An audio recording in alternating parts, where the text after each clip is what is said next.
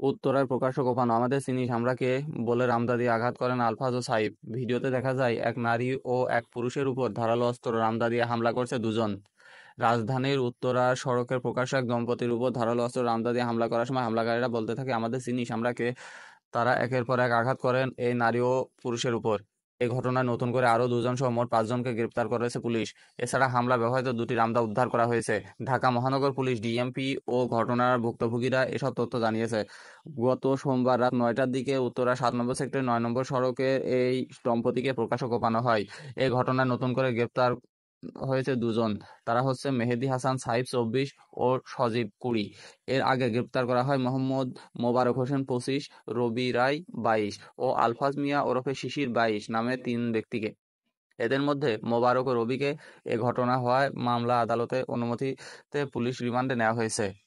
সংবাদ সম্মেলনে পুলিশ জানায়, রাজধানীর উত্তরা এলাকায় মেহেবুল হাসান 37 ও নাসরিন আক্তার ইপ্তি 28 দম্পতিকে ধারালো অস্ত্র দিয়ে এলোপাতাড়ি হামলার চাঞ্চল্য ঘটনায় জড়িত পুরো চক্রটিমকেই গ্রেপ্তার করা হয়েছে।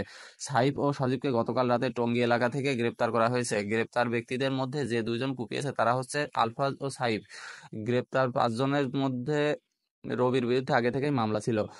হামলার ঘটনায় ভুক্তভোগী নাসরিন আক্তার বাদী হয়ে উত্তরা পশ্চিম থানার সন্ত্রাসবিরোধী আইনে একটি মামলা করেছেন। এ মামলায় তিনি ঘটনার বিবরণ তুলে ধরেছেন।